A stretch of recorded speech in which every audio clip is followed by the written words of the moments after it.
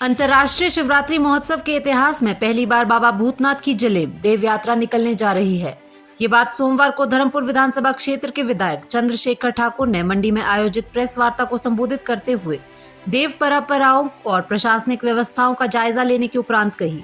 उन्होंने कहा कि देव समिति के साथ वार्ता करने के बाद देवताओं की विभिन्न समस्याओं के निराकरण के लिए इस बार विशेष कार्य योजना तैयार की गई है। वहीं जन भागीदारी से आयोजित हो रहे इस अंतर्राष्ट्रीय महाशिवरात्रि महोत्सव में बाबा भूतनाथ को केंद्र में रखकर के मेला आयोजित किया जाएगा। इस बार पहली बार साधु समाज के आग्रह पर बाबा भूतनाथ की जलेब निकलेगी। वहीं सांस्कृतिक कार्यक्रम भी पहले की तरह सुचारू रूप से चलते रहेंगे। इस बार मेले में बेहतरीन सजावट होगी और बाबा भूतनाथ को भी फूलों से सजाया जाएगा। मुख्यमंत्री सुखविंदर सिंह सुक्खू का मंडी अंतर्राष्ट्रीय शिवरात्रि महोत्सव में आगमन होगा और 19 को शुभारंभ पर जलेब निकलेगी। उन्होंने दावा करते हुए कहा कि इस बार अंतर्राष्ट्रीय शिवरात्रि महोत्सव नए स्वरूप में दिखेगा। इस बार नए तौर तरीके अपनाए जा रहे हैं। चंद्रशेखर ने कहा कि मेले के दौरान इमरजेंसी सर्विस सुचारू रूप से चलाने के लिए पुलिस विभाग को निर्देश दिए गए हैं।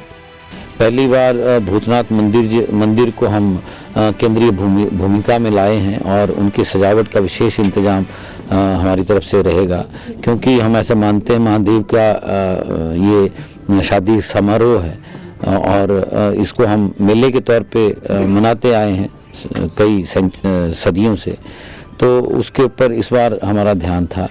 इसके अलावा क्योंकि आपके सबकी राय शुमारी से ही, शहर की जनता की राय शुमारी से और मंडी की जनता की राय शुमारी से, आप प्रेस वालों की राय शुमारी से मैं कहूँगा कि सब चाहते थे कि ये शेरी मंच पे आए। तो एक चुनौती तो थी, लेकिन चुनौती के पीछे जो सबसे बड़ी उसकी सोच थी वो यही थी कि हमारा पुलिस का तंत्र, हमारी यातायात की सुविधा, हमारा यातायात का जो संचालन है वो उतना स्मूथ जनता इस पे कोऑपरेट कर पाएगी कि नहीं कर पाएगी। अभी तक 2 छोटे ट्रायल 2-2 घंटे के कर चुके हैं। तो हमने कहा है कि अब 2 बड़े ट्रायल जो फुल लेंथ ट्रायल हैं वो कर लिए जाएं, ताकि जनता में इस बात का मैसेज भी जाए, आदत भी आ जाए कि ये हफ्ता 10 दिन अब दिक्कतें रहेंगी तो हम थोड़ा सा अपने आप को तैयार कर लें। तो ये केवल उसी के तैयारी के संदर्भ में किया गया है। और विशेष तौर पर मेले के अंदर की सफाई है उसको विशेष तौर पे हमने अंडरलाइन किया है, रेखांकित करके बात कर रहे हैं। ये जो हमारी माँ ब्यासा देवी है, इसके तटों को साफ करने की चुनौती प्रशासन की रहेगी मेले के दौरान, क्योंकि बड़ी गंदगी मेले के दौरान फैलती है, तो ये बड़ी चुनौती रहेगी।